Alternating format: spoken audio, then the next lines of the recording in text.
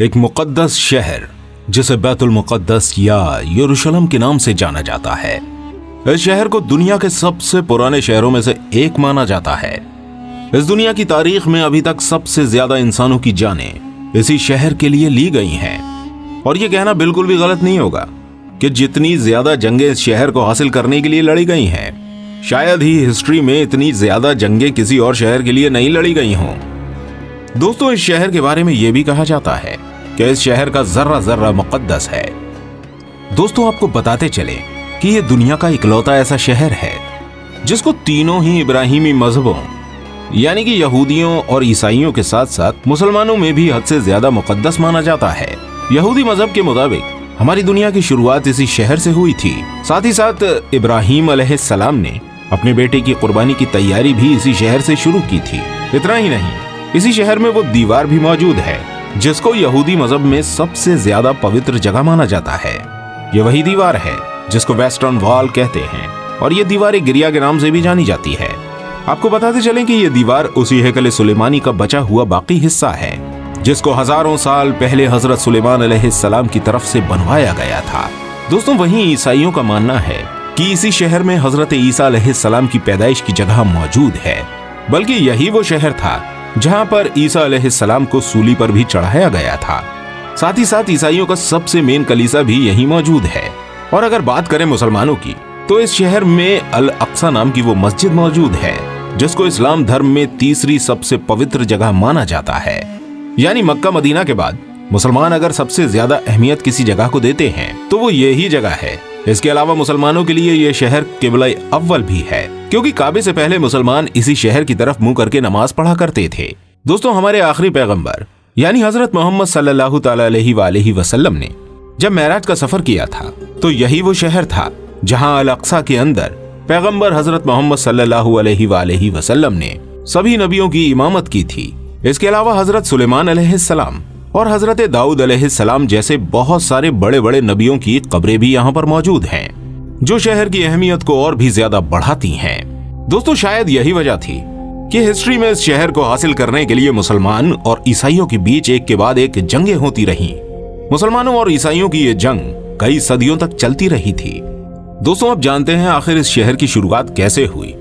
آج سے تقریباً 7000 سال پہلے بھی اس شہر کے اندر انسانی آبادی ہوا کرتی تھی، جو اس شہر کو پرانے شہروں میں سے ایک شہر بناتی ہے۔ اس شہر کو سب سے پہلے حضرت داؤد علیہ السلام نے فتح کیا تھا۔ یہ وہی داؤد علیہ السلام ہیں جنہیں یہودی اور عیسائی دھرم میں ڈیوڈ کے نام سے جانا جاتا ہے۔ داؤد علیہ السلام نے اس شہر کو فتح کرنے کے بعد اس کو اپنی سلطنت کی راجدھانی بنایا۔ حضرت داؤد علیہ السلام نے اس علاقے پر تقریباً 33 سال تک حکومت کی تھی۔ اس کے بعد ان کی یہ حکومت ان کے بیٹے حضرت سلیمان علیہ السلام کے پاس چلی گئی۔ یہ وہی حضرت سلیمان علیہ السلام ہیں جن کو سولومن کے نام سے بھی جانا جاتا ہے۔ سلیمان علیہ السلام نے ہی ہیکل سلیمانی نام کی مشہور عمارت کو بھی بنوایا تھا، جس کے اندر تابوت سکینہ کو رکھا گیا تھا۔ دوستوں، تابوت سکینہ حد سے زیادہ خاص ہوا کرتا تھا۔ اس صندوق کے اندر پرانے گزرے ہوئے نبیوں کے تبرکات رکھے ہوئے تھے۔ دوستوں، حضرت سلیمان علیہ السلام کے چلے جانے کے بعد اس شہر میں بہت سارے اتار چڑھاؤ آتے رہے۔ اس کے بعد 598 BC میں یعنی کہ حضرت عیسیٰ علیہ السلام سے بھی تقریباً 600 سال پہلے بابل کے بخت نصر نام کے ایک ظالم بادشاہ نے ان لوگوں کے اوپر حملہ کر دیا۔ یروشلم شہر پر حملہ کرنے والے بخت نصر نے نہ صرف اس شہر کو پوری طرح سے برباد کر دیا، بلکہ ہزاروں بنی اسرائیلیوں کو موت کے گھاٹ اتار دیا، اور اس سے کہیں زیادہ یہودیوں کو غلام بنا کر وہ اپنے ساتھ بابل میں لے کر چلا گیا۔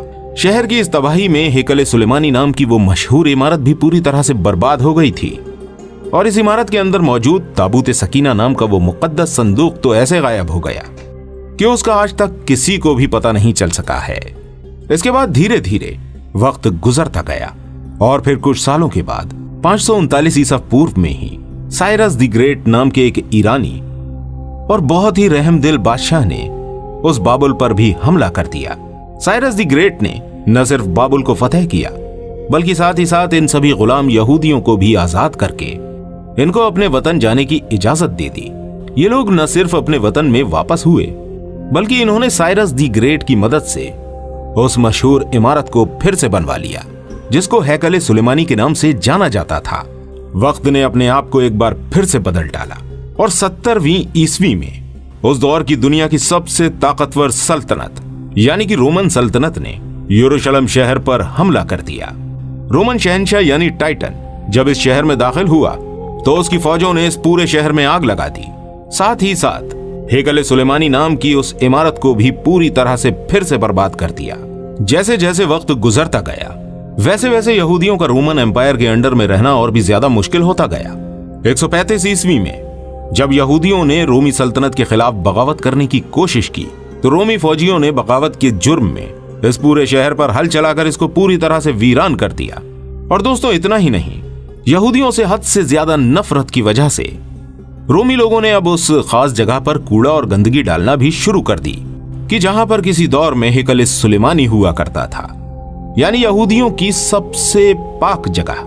यह शहर कई सदियों तक वीरान रहा और आखिरकार 638 ईस्वी में मुसलमानों के दूसरे खलीफा यानी हजरत उमर रजी अल्लाह तआला अन्हु ने इस शहर को रोमन एम्पायर से फतेह कर लिया। इसके बाद एक लंबे वक्त तक ये शहर मुसलमानों के हाथ में रहा, मगर शुरू से ही ईसाई फौजें भी इस शहर को हासिल करने की कोशिशें कर रही थीं। लेकिन इसके बाद मुसलमानों की अंदरूनी और आपसी लड़ाइयों की वजह से मुसलमानों की खिलाफत यानी खिलाफत अब्बासिया कमजोर पड़ गई। तो 1099 ईस्वी में ईसाई फौज यरूशलेम शहर को एक बार फिर से हासिल करने में कामयाब हो गई, मगर शहर को अभी ईसाइयों के कंट्रोल में गए हुए चंद साल ही गुजर पाए थे कि तभी एक नया नाम उभर कर आया और यह नाम था सलाहुद्दीन अय्यूबी का। वही सलाहुद्दीन अय्यूबी जिसने बचपन से ही इस बात की कसम खा रखी थी कि वो हर हाल में ईसाइयों से इस शहर को दोबारा हासिल करके रहेगा।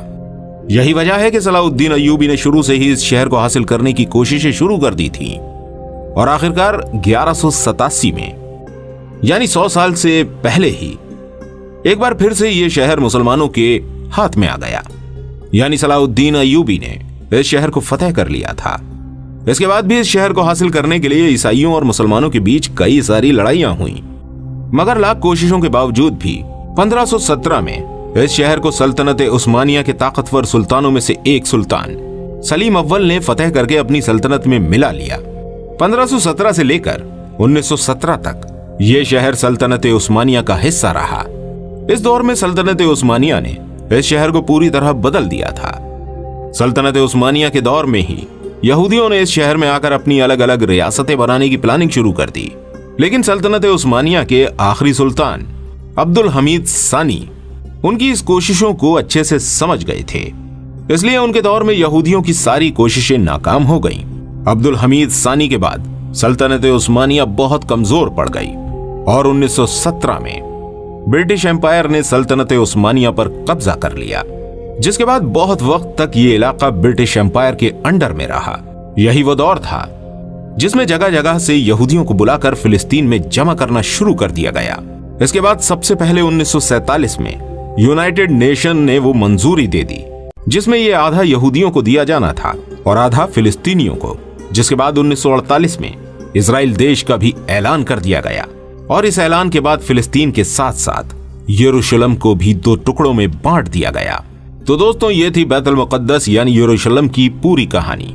उम्मीद करते हैं आपको ये वीडियो पसंद आई होगी। इसी तरह की और वीडियोस को देखने के लिए हमारे चैनल को सब्सक्राइब करना बिल्कुल मत भूलिएगा। मिलते हैं आपसे अगली वीडियो में, तब तक अपनी खास दुआओं में हमें जरूर याद रखिएगा।